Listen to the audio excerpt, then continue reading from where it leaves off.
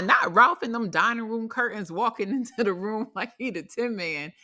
Child, we are tired. Let's get into this second part of the reunion for Real Housewives of Atlanta.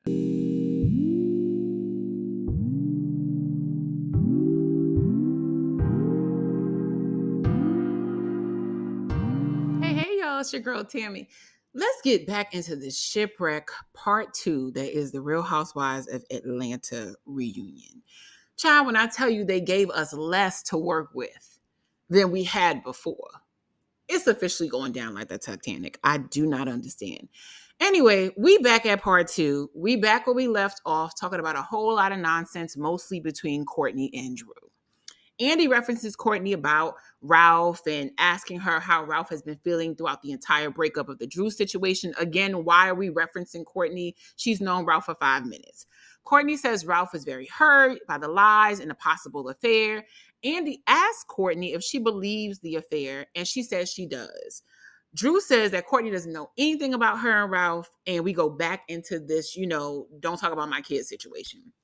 Drew says that Ralph has been coaching Courtney this entire season, and Courtney keeps, up the drama and the attitude. And I just have to say this, like, honestly, what would Courtney's opinion matter to any of us? She's known Ralph less than the time that him and Drew have been married. She met Ralph, 8 blocks ago. And now all of a sudden they're caught up, full friends, full cousins, full family. It's BS. Clearly, anytime that you're talking to somebody in a relationship and you're talking to one side of those people, you're only getting that person's side. So Courtney acting like Ralph isn't coaching her, which he's not. She's coaching him. But acting like she's not getting one side of the information and can only go off of that is ridiculous, because that's who she's talking to. She's not friends with Drew. So acting like you know these people's information, Courtney, what are we doing? Why don't we get into your marriage, Courtney? Why don't we find out why you were only married for 4 years to your last husband? Why don't we find out why he drop kicked you with a divorce? And why don't we find out why that divorce ended over COVID? You couldn't make it through. So I just feel like it's one of those things where we're not really getting a full picture of the story. Courtney's continuing to run her mouth. It's getting quite annoying. And then even as Andy is asking more information to Drew, Courtney keeps saying that, Drew is a compulsive liar and that Ralph is honest and that, he really loved her and she just duped him. And Andy asked Courtney, did Ralph tell her he was thinking about getting divorced? And she says that he was, after he got all the evidence and he was sure that she had cheated. Child, I was just over this first entire segment of the episode. I feel like Courtney and Mayetta stayed way too long as friends of the show. We like people for a segment, not for a lifetime. And it felt like Courtney was out there too long. She's not a peach holder. It started to get ridiculous after a while. This woman is speculating about a marriage she doesn't know anything about, and she doesn't even know the man. Or does she? According to sources online, honey, I don't know. They're saying that she might know him from Tampa. We have questions. But I digress. Andy moves on, or so we think. We continue to hear more as we come back from the break, from, just a little bit more chime in about Drew's situation. And we're still on this. Andy does actually kick it over to Candy, and he asks Candy about how Candy met Ty. And so as we're sort of going through the mix, we find out that that Drew told her co-star Erica from the past, which is Candy and Ty's movie, that if she had a girl crush, it would be this person. More than likely, they were talking about the scenes, because when you're getting ready for a film, people normally have conversations about stuff. Like, you have to pull from different references. And some people may, Drew was playing a lesbian in the role. So it might have been like, who would be your girl crush? And she tells Erica that it might be Ty. I guess Erica knew Ty. And so she brings Ty to the set the next day. And I believe that that's how Drew and Ty met. So that's what we know about the scenario. We don't know much more than that because they don't chime in but too much. But then Sheree feels the need to chime in. And to me, this is when you know that the setup is in. When I tell you this second part, and really all of this reunion has felt so scripted to me, it's felt so set up and orchestrated. It didn't feel authentic, and we missed that authenticity. And this is one of the reasons why Housewives is just going down with the ship. When I tell you, like, if we go back to some of the best moments on screen with the Housewives outside of season 15, child, we have had some A1 moments on this show. And it's because we get authentic exchange from these women. It's not this large block alliance against the other group and we're going back and forth in innings. And to be honest, I see more of that alliance on the Sheree, Marlo, Sonya, and Courtney side. They don't disagree with each other. They barely have any issues. And it's just more so supporting of each other's statements every time. On Kenya and them side, they was actually getting into it within the group and then having those moments, minus Mayetta. And so I just kind of feel like this dynamic feels so scripted and it feels like they were set up a lot. They definitely set Drew up in this second half of the reunion, which I was disappointed in both Drew and Bravo for how they set this girl up multiple times. Drew got her moments, but they definitely orchestrated this entire shenanigans. Marlo chimes in to say in the middle, oh, but Drew, do you like girls? And Andy asked Sheree and Marlo what they know about the divorce. And again, how is this anybody else's business? We really don't need to stretch out this entire segment for Drew's divorce. And that's how you know we had nothing going on this season. Marlo claims that she's quiet because, Marlo don't know how to actually drag nobody for real. She throws out a little line here and there, but that's it. And that's all she's really been good for. Even on the old reunion, she has a line or two that she can draw out. She's not a reader, and she really can't tell nobody business without tripping over her own words. For whatever reason, Sheree Battery in her back claims that she don't want to be the mix. She don't want to be in the mix, but then she proceeds to fold her ass right on into the drama. Sheree said that she was given some sort of information, and of course, that's when the stunt started. Child, so here comes Sheree with another envelope. And it is amazing to me all the envelopes with paperwork in it that Sheree can recognize besides the ones marked bills. But either way, here comes Sheree with another envelope that somebody done dropped off at the chateau, honey. And basically saying that she has info that paints a different picture than what Drew's been stating. Andy asked her, well, what's in the damn envelope? Is it photos? Is it your old bills? Is it what? Is it pictures? What's going on? Sheree reveals the envelope. And again, it just felt really forced. Where is Sheree getting this multitude of envelopes from? She's never been this prepared for a reunion. If you go back through any of them years, I guarantee you will not find Sheree prepared, honey. And that is because we don't have the right players on this show. We have talked about it multiple times. Let's just get back into the reunion because we know we are working with what we have. Sheree then proceeds to say that she has this information. She pulls out another bag of tricks. She claims that she never met the person who dropped off the information. Hey, Eric. And Andy reveals it's private text messages. He says that they're private text messages between Ty and Drew, and he's proceeding to read the paperwork and information. When I say Andy's face is scrunching up trying to read this content, I'm just like, somebody get Andy some glasses or bifocals. At this point, I think Andy just frustrated with the fact that they treat this like a courtroom, honey. He got to keep reading all this information like a judge that's being given documents at the last minute. Anyway, Andy starts to pass around the information and he sends it to the side that's sitting Drew, Sheree, Mayetta, and Kenya. And he's saying that it appears to be text messages of Drew's. And as they're reading through the information, the girls are trying to piece it together. We even hear Candy sort of chime in to say, like, Kenya, do we text like this? Or this seems very long. They're saying they can't confirm. There is a little bit to suggest that the content is suggestive. And it's supposed to be these, I guess, suggestive text messages between Drew and Ty. Kenya looks through it and says, well, I see the text messages and I see the content, but there's nothing that seems controversial because Andy says that it could be damaging to Drew. Kenya just cares about the fact that she wants to see, was there any kitty cat shown? Essentially, do you see any sexual acts? You see anything, somebody sending anybody any, nasty DM, something that suggests that her and this lady had anything going on more than a playful exchange. And essentially, they say no. Andy proceeds to be uninterested or at least lightly interested in the text messages, but it doesn't seem to be anything that is worthy of us showing because they clearly move on from this segment super, super quick. He also turns around and randomly shouts out Mayetta for having an orphanage in Africa for 11 years, which is great.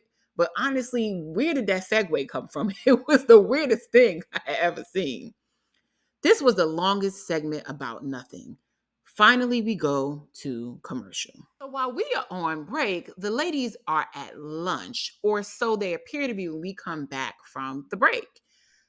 Andy announces that the lunch will be 45 minutes. The ladies all part to their individual dressing rooms. And again, the scripted energy just starts over and over again. For one, we didn't even see every lady's dressing room when they were on break. And one of the things I've absolutely loved about RHOA is in between the breaks, we kind of check in with everybody to see how they felt about the part of the reunion they just sat in. Of course, the only people we chime in on are Sheree and Marlo, who are getting together at lunchtime, and Marlo's proceeding to give Sheree a high five for outing or blasting Candy with the She News. And Sheree says, I had to do it because, she just comes at me so much on the show. And she's specifically talking about Speak On It, which everybody goes to speak on it except for Sheree. So if you're on the show, because Marlo also went a couple years back before she got a peach. Everybody goes on the show and you talk about how you feel about the show if you want to go on. But the show has been on for quite some time. And Candy talks about everything about the show, including her own business. But either way, Sheree thinks that every time, Candy brings her up on Speak On, it is boosting the ratings, or she feels like she's always talking about them on the show. She's talking about the show on the show. Sometimes, the elevator don't go all the way to the top with Sheree. But Marlo then proceeds to go through the She News and points out that the Shein prices for a particular dress are like $9, but Candy is charging $70 at her boutique. And it's at that moment that you also realize that Marlo doesn't know anything about business or retail. You can tell that she's not really running her business, that somebody else is behind the archive. And I believe there is a designer, young man, that actually really does the business part of that. Because Marlo used to sell her clothes online back in the day, and she had previously worn them, and she was reselling her clothes online. She had something called like Marlo's Closet or something like that, where she would do like resale or really consignment on the internet, like eBay style. So you're telling me that you gave people honest prices, or did you do markup? Her concern, she's saying, is that the markup for Candy's boutique is too much. Well, that's how you keep the doors open. From my understanding, Bravo posted last week that Candy has had almost 4 locations of tags. I don't know if they're all still open, but that's how you keep retail open. You have no problems when you're going in and Neiman spending the men's money and they giving you 6 to 7%, 8% markup on items. All of a sudden now you have an issue with it when it's a Black woman with a local like retail store. Do you have an issue when Nene does markup in her boutiques? Or boutique, or I guess no more. So it's just showing that the hater energy is real, and that, it's early on supporting what Candy said later on, that when she is doing something that is positive, that it's an issue. And it's not just Candy. Marlo has posed this same hater energy with any of the women that she feels like are doing better. It's weird to me, however, that the energy that she's giving Candy about the markup wasn't a problem when Candy was helping her. When she was doing things for Marlo, then she didn't have a problem with Candy being a businesswoman, and she wanted to learn so much from her. All last season, she kept complaining about how Candy wasn't giving her enough information, enough resources, walking her hand to school every day. But now, all of a sudden, it's an issue. Meanwhile, we head over to Ralph's dressing room. Child, I don't know why it wasn't a closet, a dressing room. I don't know, but he's in there with Courtney and Rollers in a jean jacket, as she proceeds to try to coach him through how he should present himself and is he ready. Ralph is getting airbrushed and makeup, and he's getting his hair lined up, waiting for his debut, honey. And when I say he wants a peach so bad, you can smell it. Courtney gives him a fake hug, a cousin hug, if you want to call that, and asks him if he's ready. As she's proceeding to do that, Drew's sister Allison walks past their room. And I believe she was actually going to say something to Ralph, not knowing Courtney was in the room.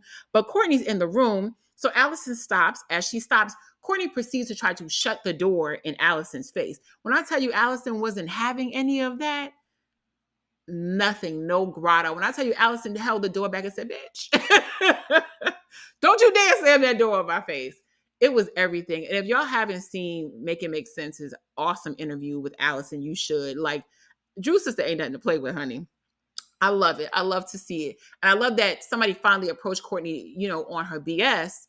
And she said, you're not a real cousin. She said, this is not.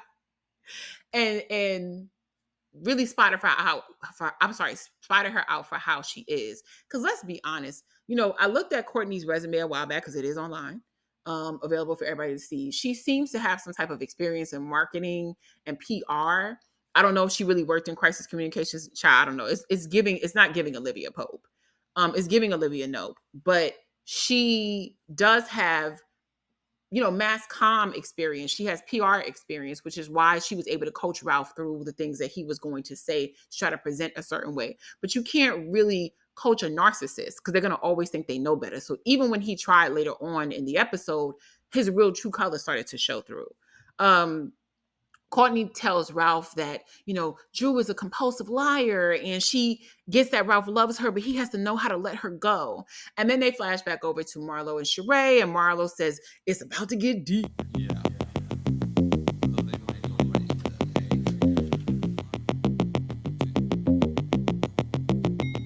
So when we come back, we're now stretching out this thing like Thanksgiving turkey.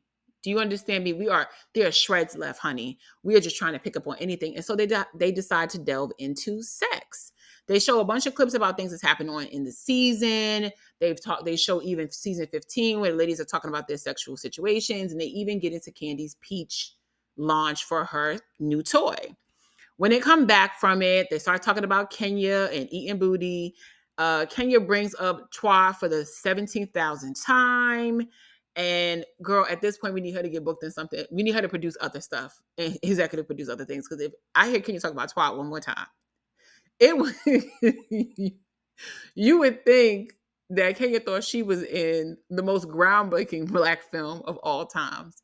Um, I respect Kenya's acting career. It's very much on par with Drew's. They're about the same neck and neck when it comes to appearances and film appearances and all that kind of stuff. But I need Kenya to move forward, honey. Andy asks ladies about how they feel about Candy's new peach toy. Have any of them tried it? They all say that they have to a certain degree. Some have more than others. Sonia says she's definitely tried it and has helped to create this baby and other moments of pleasure. Andy then asks a viewer question, production. Why is everyone acting like Kenya is the only one that has eaten the brown star?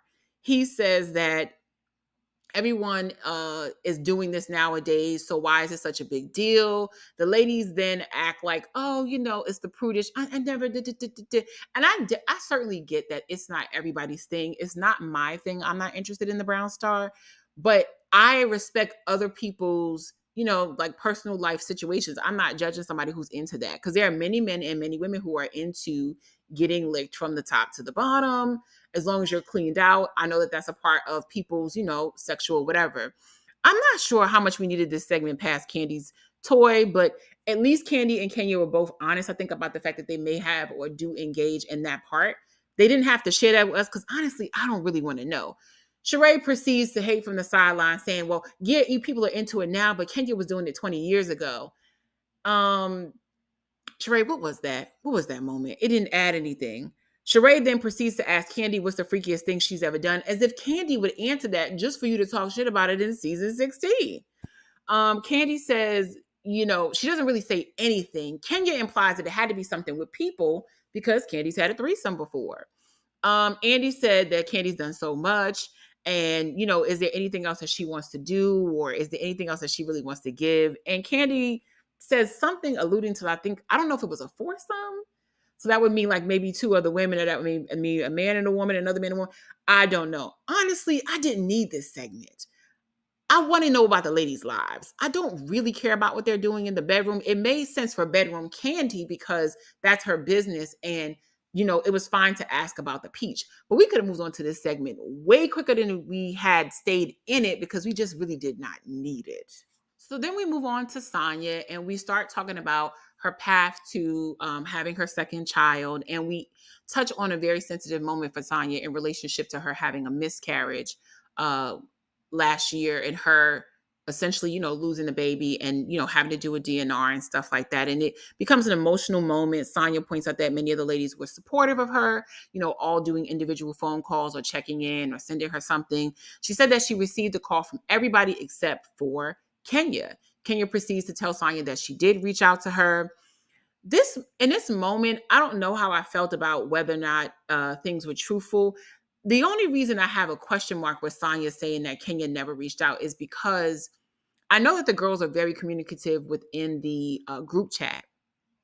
And in the past, most of the ladies, no matter what's been going on with them, even if they don't get along, even with Kenya, they've always reached out around loss. So somebody's lost a parent, lost a loved one, specifically very, very close, like your, significant other. Hey, Kenya even went to the funeral when it came to Greg because, as she stated, and I think Claudia Jordan also pointed this out, that no matter what was going on with her and Nene, Greg always was kind to her and kind to the other ladies, no matter what was going on with them. He would always check in on her, even if she wasn't dealing with Nene in those times that they didn't get along. And most of the women concurred the same exact thing. I know that around loss in real life, whether or not we like people who have faves on this show, all of that, these women have touched a cross. And we know that childbirth specifically is something that Kenya is very sensitive about. She has a charity around it. I think she like stumps for like endometriosis, as well as people who deal with like tough pregnancies. And I think they do like some type of baby grant that she gives out to women who are struggling with infertility issues, because it is very expensive to go through that process. So I want to believe in that moment that maybe Kenya reached out, like she said, and she didn't get a call back. Maybe Sonya wasn't feeling it, or maybe feeling it at the moment. If they weren't already cool at that moment, maybe when Kenya did call her, she didn't remember that she didn't reach back to her, or does remember she didn't reach back to her. And certainly Sonya has the right to talk to anybody that she wants during that time. But something about this felt a bit funny, because I know that regardless of what's going on with the women and the loss part, especially around the sensitivity of babies, I absolutely feel like Kenya would have at least reached out and said something. Then a viewer asked whether or not Sonya treats her family poorly, and that they feel like she does the most when it comes to them. Sonya says she does not feel like that. I have to agree with Sonya. I feel like it's hard to understand Sonya's dynamic with her family if you did not watch her show on We. I do, however, think that Sonya uses her family a lot, and this is my issue with her. Sonya is nice enough, but honestly, she is too boring for Real Housewives of Atlanta. Her family is a dynamic that has always made her exciting on reality TV. I am not saying that as a person who is a fan or not fan of Sonya on the show, because I used to watch her old show on We. I watched both full seasons, and it was a good show, but it was boring without her family. And I feel like with the other women on the show, although we may have our issues around them, even Marlo, I think holds her own as attention interesting enough to me. Sonya just doesn't do that without her family. On her We show, if her family wasn't on that show, we wouldn't have cared. When I tell you it would have been cut off after, it would have been canceled before the 2 seasons, because it was not interesting. Those scenes between her and Ross were the most boring scenes I have ever seen with a couple on TV. The only thing that lit up their show was that her sister, who was currently married to her husband, was constantly in fights with that man. He is Ross's best friend, but he was a complete deadbeat when he was on Sonya's show. He treated her with disrespect on a regular basis, and they weren't even together the whole time, back and forth. I don't need to make this up, honey. WeTV got it on here, and you can Google Golden Glam or Glam and Gold, and you can see the scene where he disrespected Sonya's sister. You can also see the scene where Sonya is arguing with Ross about not doing some stuff for her in regards to their relationship for his mom. And honey, I'm sure things are better now, and I don't want to delve too into it because I don't want to get too much on people's parents. But when I tell you Sonya's mother-in-law did not care for her early, now let's be clear. That show was on We probably when they're late 20s, early 30s.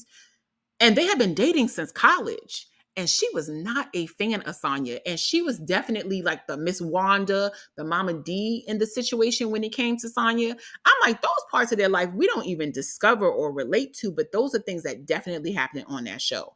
But again, through it all, it was the family members. Ross's mom was interesting. Sonya's mom was interesting. Her dad, her sister, Ross's brother, now his brother-in-law.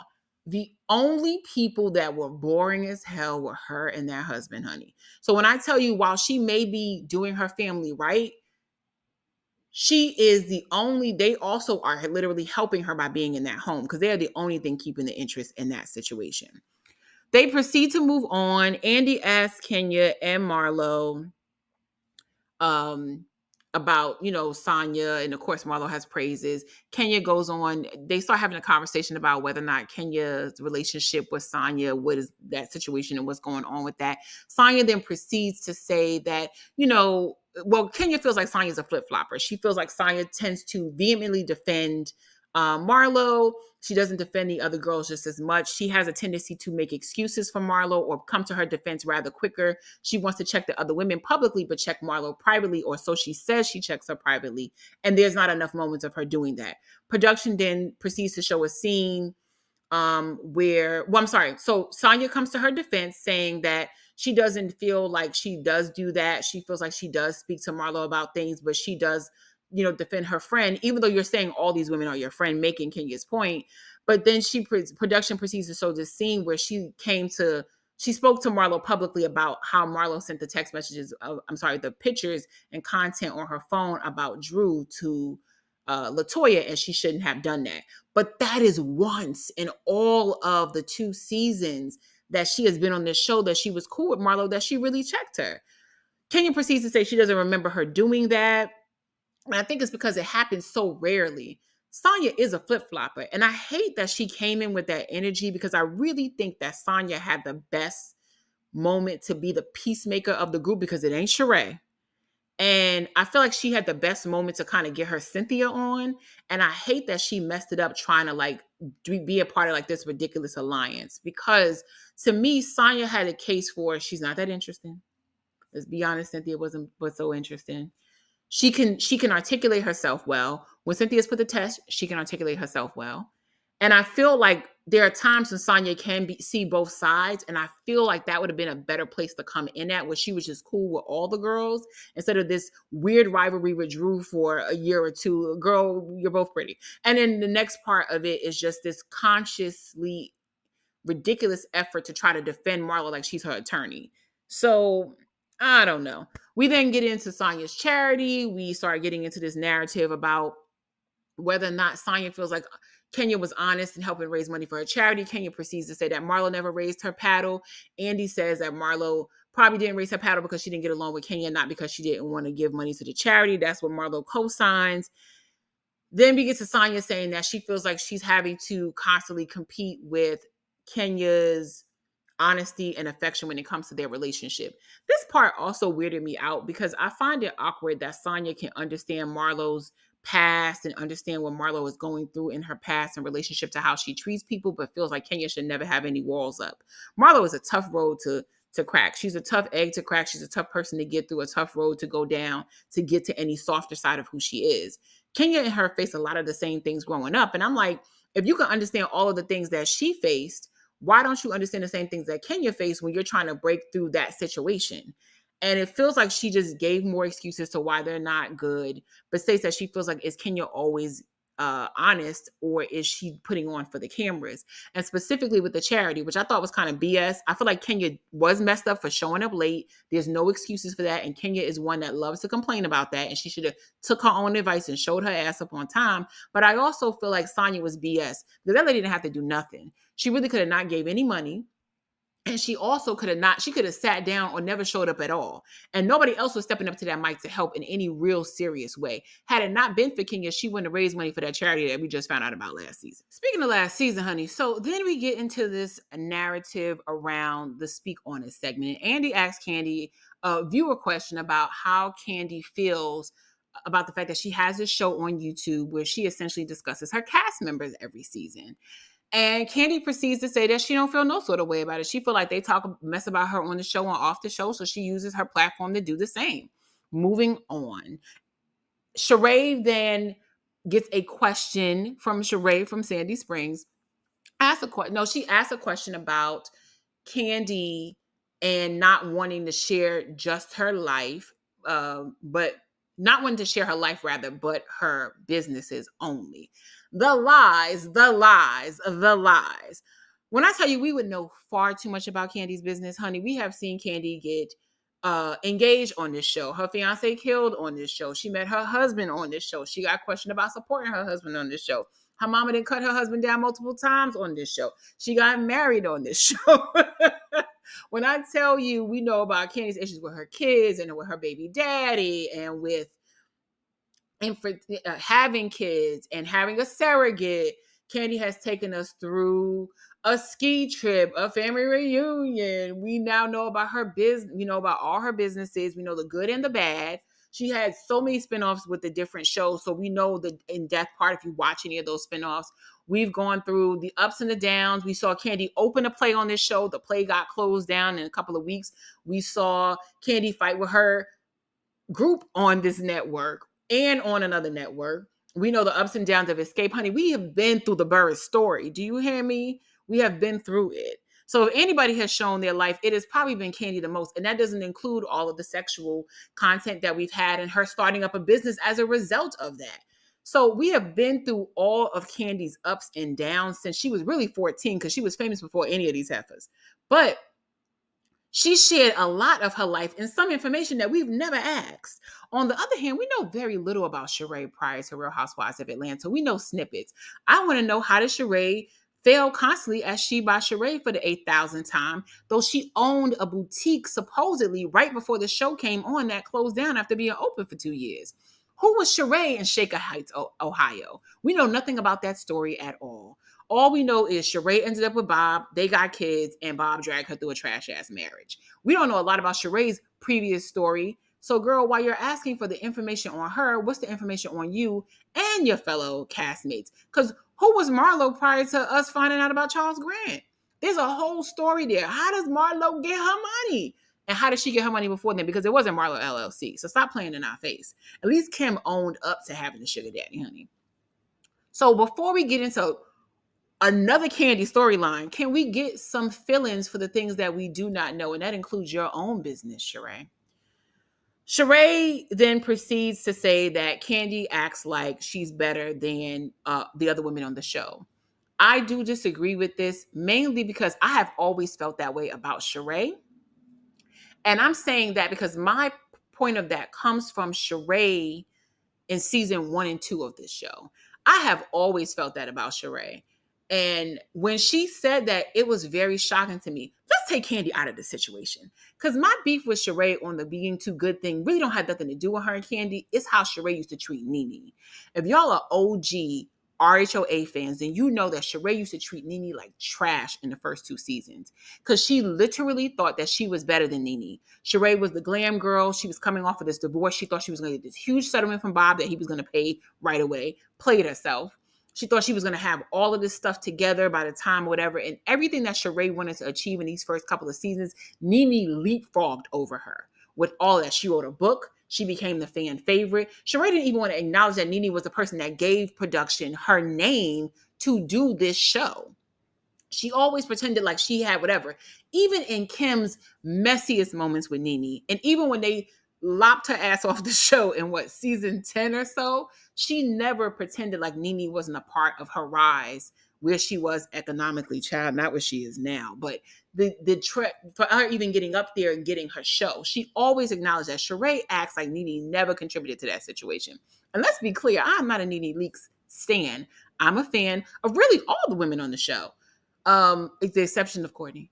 And I feel like it's one of those things where Sheree has always acted like she was better than, and it wasn't until Nene started to leapfrog over her that she realized that she was playing for the wrong team, honey. She realized she wasn't better than the situation. Then she got bitter, tried to link up with Kim. Kim never gave her a resource or helped her find a man over all these seasons when they were friends. She didn't even come to Sheree's fashion show. So it's one of those things where I don't understand how she could say that about Candy when Sheree has always felt that about herself. And you can tell when that showed up in that last reunion. I don't know if it was the last reunion with Nene or not, but that reunion where they pretty much ousted Kim's ass from the show, and they were all on Sheree about the fact that she always sticks up for Kim but doesn't stick up for any of the other women. And then she got upset that said that, she got upset with Nene and said, when you felt like you needed me, that remember, if y'all remember that reunion, that's when you realize that Sheree realized she had played for the wrong team and that she only got asked on the show after that occasionally. When you want to talk about somebody who was invited back whenever they wanted to be and accepted those invitations, you got your Nene Leakes, you got your Portia Williams, you got those girls. It was never Sheree. Sheree's a filler person that they pull in anytime that they just need to add some type of a nostalgic feel to the situation. But she isn't somebody that pulls in ratings for them in a large way. She always has to play off of other people, which is why I'm shocked that she was so prepared for this reunion. Essentially, Sheree comes back with the fact that she's not a filler. She is the show. Sheree, I think we both know the truth to that. Andy then proceeds to congratulate Candy on her Emmy and Tony nominations. He asked her what it was like to be at the Tony. She said it was amazing because it was a pretty big deal. And then he proceeds to ask her about what it would be like for what it was like sitting at the Tonys, because he knows it's really hard to get one, which it is really hard to get one, even from a production level. There are tons of Broadway shows that happen, and normally the ones with the largest budgets get the push. Candy's wasn't, it wasn't bad like as a budget. It was a big budget, but it's just like, you get this theatrical budget, budgets with like the Lion King, these large shows like Wicked that, have these huge amounts of cash influx. And Candy, had a great stage play with really solid actors, and they did a great job. She currently says that she's doing a revival of The Wiz, and of course, this was filmed before the writer's strike went into full mode. So, from my understanding, the show is going to culminate onto Broadway at the end. I don't know, because I know that they're starting like a traveling show. So the Screen Actors Guild is actually the one that is on strike. So you can be in SAG and not. I don't know if you can be in SAG and still do the actors part. If you're not in SAG, you could be in the theater part. It's very confusing to me, so I don't really know how they're doing the theater part. I don't know if those shows have been suspended, but I think that they're going on the road first, and then they're going to go on to Broadway. I think on Broadway is when they're going to have the larger names. Hopefully the strike will be over by then. Annie then segues to Marlo talking about the shooting of her nephew, or the killing of her nephew.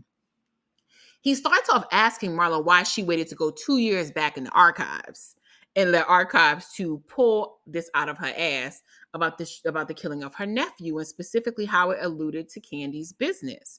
He asked Marlo, why would you wait 2 years? Marlo says because the shooting situation had just happened and as far as the shooting at Candy's restaurant, that we know her cousin Melvin was the one that was shot outside of the restaurant. He's fine, but that was the incident that occurred. At the time, Marlo's nephew had not worked at the restaurant, I think, for almost a year. He was actually killed at home, I believe, by like his roommate or something like that. Somebody he had met somewhere, or either I think at Candy's restaurant, but they were not affiliated with her anymore. He was a short-term worker that came on during COVID, and I believe left in a couple of months later. She said that is a trigger for her because it was the word shooting, I guess. And then the fact that he used to work for Candy almost a year ago.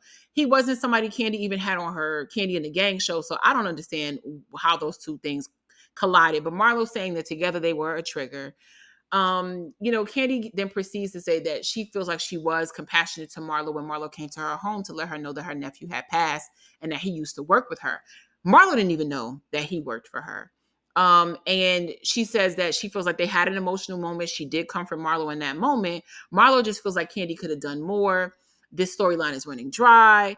And Andy proceeds to say, well, she didn't really know him. So why would she? She just says, I think that she could have did more. And Candy says that she felt like she did enough. She wouldn't have changed what happened. Marlo says that Candy could have reached out to her sister and gotten her something.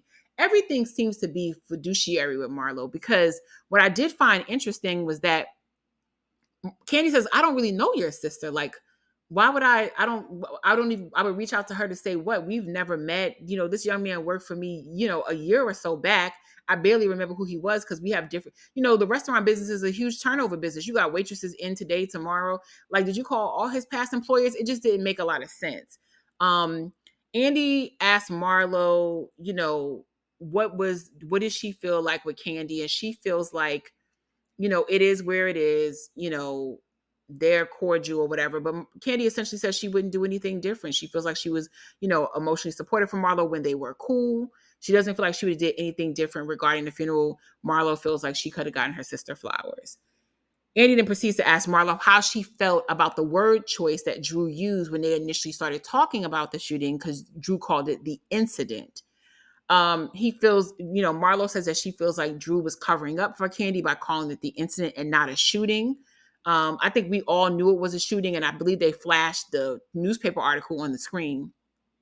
But Marlo felt like Drew was sticking up for Candy by not wanting to bring about it, and that Candy was being hush about the situation because she just responded like, he's fine, when she asked how her cousin is doing, which was the question that Drew had. How is your cousin doing? then but and let me just say what I felt like in that moment was, again, it was just BS. The thing I hated the most, though, in the situation regarding Drew and Marlo, was I hated the way that Drew let Marlo get to her when they were having that conversation, because Marlo was on one, and she was really pissed about the fact that Candy didn't fall for her energy in that moment. So when she cursed out Drew later, there was a moment where Drew was genuinely being empathetic to her. And this is something that I see a lot with like abusive nature and people who have like very narcissistic, egotistical issues. When Drew was arguing with her in that moment and they were going back and forth, there was a moment where Drew said, "Okay, I'm dropping it. I'm letting it go." And she's about to walk out the door. Marlo stopped and said, and started trying to become really sad. And then Drew got pulled right back in. Cause she said, "Why are you not being my friend? Like, why are you not supporting me?" And that's when and Drew got pulled. And Drew should have walked away when she said she was leaving. Because all Marlo did was pull Drew back in for that minute, turn around, and then she was the one that stormed off. It was such a setup that you see happen a lot with people who are very like abusive in nature, how they talk to people and stuff. They'll set you up so that they're the one that throws down the final line. I gotta have the final say. I got a cut scene. It can't be you. So I'm gonna wait to get dramatic, because she pulled her in, and I think Drew thought they were gonna have a deeper conversation about support, and then that's when Marlo stormed off and yelled and got angry. It was so ridiculous. Candy asked why she is held to a different standard when it comes to something going wrong with her business, when her business is, because when Sheree was failing for the 3,000th time with She by Sheree, Marlo asked nothing. She inquired about nothing. They never threw all the shade at Sheree, but all of a sudden, whenever something happens with one of Candy's businesses, they feel the need to constantly hit her on that. Marlo has no reply. Andy says, "What do you think about this?" Candy implies that Marlo is jealous when it comes to something going right for her. She didn't say Marlo is jealous of her. She said Marlo is jealous when something right is happening in my life. Andy then asked Marlo, "Are you jealous of Candy?" Which is not what Candy said. She said when something goes right. Um, Marlo says she's not. She wants a soft life, and Candy takes care of too many people for her to have a soft life, so they're not even in the same lane. Drew chimes in to say that Marlo should have spoken to Candy one-on-one. Drew, nobody asked you, to be honest. I mean, if we're talking about people chiming in, I feel like Drew didn't need to say shit in this moment. Marlo basically was like, "Shut up." And I kind of agree with Marlo. Drew, we didn't need your input. I do agree with what Drew said. If this really mattered to you, girl, you would have brought this up to her way before you were on camera. This is from 2 years ago. You had multiple times where you and Candy were in cool mode before you got there, from when you told her about your cousin to when y'all filmed this scene, to talk to her if that was really bothering you about your relationship. So you never talked to Candy Yams that day. You could have bought over chicken and had a good old conversation. Marlo says Drew needs to worry about her marriage, and I agree. Really, Drew, we didn't need you in this moment. And Marlo says that Drew needs a wife. Drew says Marlo couldn't understand anything about having a significant other because Marlo was normally hit with nothing but a Birkin and memories. That was a cute moment, but it did miss the mark on impact for me. I kind of felt like in that moment, Drew, it ain't hit with the way you thought it was gonna hit. And I needed to be hit with some coffee because it was boring again. Candy then proceeds to continue her conversation about the double standards. Sonya then jumps in to play attorney for Marlo once again, which gets Candy hot. And she is like, "Look, girl, I'm tired of you getting involved. And every time I have a conversation or something is going on with me and Marlo, you play attorney." We know Candy brought this up at the Gucci party earlier in the season when she feels like Sonya constantly jumps in as Marlo's defender. Marlo claims that Kenya does it all the time for Candy, so why can't Sonya do it for her? I agree and don't agree with this. I do not think that is anything wrong with Sonya occasionally jumping in to support Marlo if she agrees with what Marlo is doing.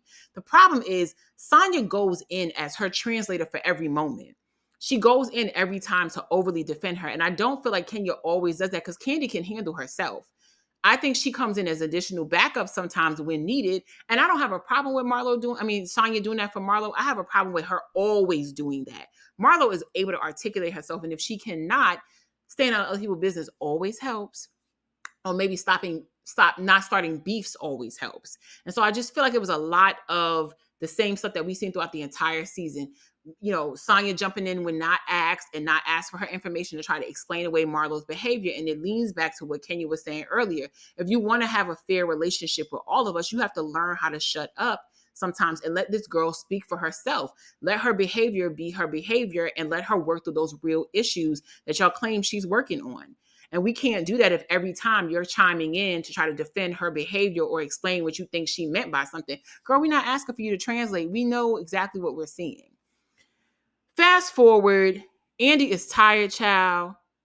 He asks if there's a way forward. Candy says that the way forward is for them to be cordial and, and she'll come and bring her heat whenever they bring it to her. Marlo says the same. Then here comes Ralph. Now, Ralph and his nerf ball head come walking down the hallway in that tight brocade jacket, looking like a Star Wars trooper, child. I don't know what was going on. Ralph cops a squat. They kept all the ladies out there. That felt a little weird to me. I know in the past they've sometimes had a husband out there, but normally it's when they have all the men out there with the women. So this like one-on-one with her and Ralph, it was vastly uncomfortable for I think the majority of the viewing audience, and it was cringeworthy to have those women sitting on the couches. I feel like he should have just had a one-on-one with the two of them talking over their issues. Either way, he asked Ralph how he's doing, and Ralph says he's doing the best he can, giving us his good old Courtney coaching energy.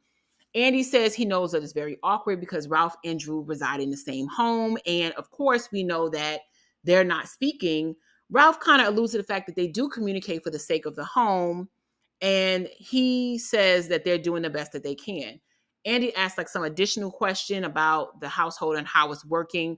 Ralph asks Drew, does she feel like being the person to answer this? Drew gives no face. She's actually turned towards Kenya and she's not giving any play to Ralph. Drew doesn't want to look at him. And Kenya says to her, girl, you got to try. You got to give something. I know you're frustrated with the situation. Drew says, we're here. Like, what more do you want from me? Drew then proceeds to hand Andy a peach and says that she knows that that is what Ralph came for. And I want to know who was going to Publix for Drew.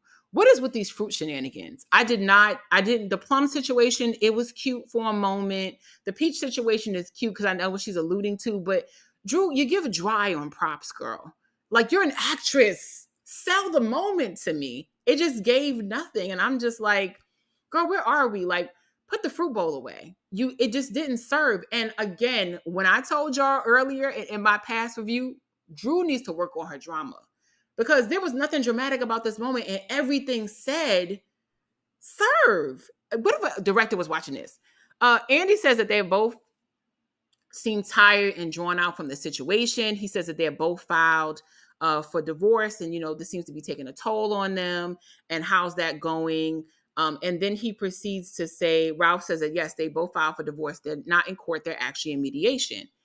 Andy asks, are there any rules in relationships to how they deal with each other in the house since they are residing in the same home? Ralph again asks Drew if she wants to answer first. And I want to say this because I recognize it again, that abusive, narcissistic energy. And I'm sure that Courtney coached him on this because this is a PR tactic that people sometimes will coach people on in business and corporations. When you want to come across like you're a peacemaker, even if you really aren't, or you have a negotiation tactic, in business, what you would normally do is try to come across like you're giving the person a fair assessment. Even if you're going to pull the rug from underneath them, you want to make it seem like, hey, I'm also offering you to say something first. You know that you're going to take their neck off after that, but you do want to give them how do you feel about that? What is your feeling on that? And you come across as calm and gathered, but really you are messy. And that popped out with Ralph later on when he was like, oh, I'm so glad you showed that. When Drew proceeded to show the the text messages between him and the woman he was supposedly cheating with. And I feel like Courtney has been coaching him on how to, from a PR perspective, how you come across when you want to sound cool and collected. And did not do but so much because we know that Ralph gaslights Drew. Again, Drew says that she doesn't feel like answering. She says, you can answer since you want this moment. Ralph said he doesn't know what she's doing, that she's acting. Andy said that the reason that she asked, why is he here? Andy says, because they invited him. And Drew said, no, because he was ready to be here. Ralph starts off with I love my wife. I still love my wife. I love my family, yada, yada, yada. Andy asked Ralph whether or not he's ever been unfaithful. Ralph then stumbles and said if something was happening, it would have come out by now. Andy said, that's not what I asked you. Have you ever been unfaithful? He proceeds to say, he's not done anything in his marriage, to Drew in that capacity. Drew says she disagrees. To be honest, this segment was annoying. They asked Drew about her situation. Has she ever cheated? It's just a lot of back and forth between the two of them. Honestly, they're both telling half truths about whatever's going on in their marriage. That's what we do know. We know this marriage probably should have been over a long time ago, but that it stretched out however long it did. It was sad to hear Drew say that she gave her 30s to Ralph. Jesus. Who that hit? Not by me though. I'm just saying. But it hit to see Drew say that she gave a decade to this relationship.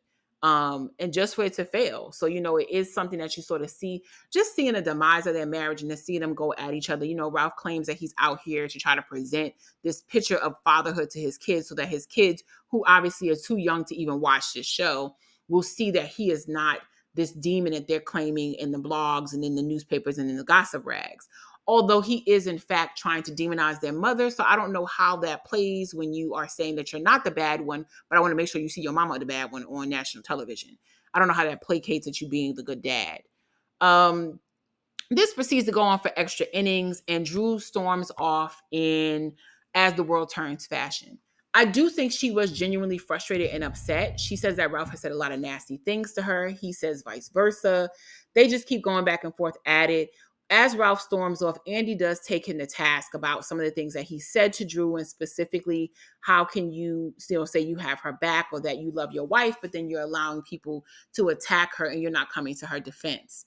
Ralph kind of says some BS answer about the situation, and then Kenya also, shout out to Kenya for being for sort of underscoring what Andy said and bringing out how, like, in her own relationship with Mark, that she dealt with him gaslighting her as well, and also not having her back when these moments happen, like whether or not you're not getting along at the time with certain things, you don't allow a stranger to come in and cause issues in your marriage. And you certainly don't allow people to take your marriage and put it on a platform completely to demolish. If you truly cared about the imagery of your marriage or your wife to your family, there's only but so much you're going to even give bravo in these moments, especially because they don't pay these men. But Kenya says that she's just offering a different perspective to him. He then tries to shade Kenya, saying, well, how long was your marriage? It was only, and Kenya said it was 2 years, but that doesn't mean that my point is less valid. And she is absolutely right. For some reason, Drew comes back out and we are offered with some musical stylings and the result of a breakup song that we did not need and gave very much lounge singer. It was Vegas sideshow, uncomfortable 3 p.m. in the afternoon, regular senior citizen gamblers at a casino style. It did not make any sense. Ralph proceeds to clap with everybody else because it was shambles.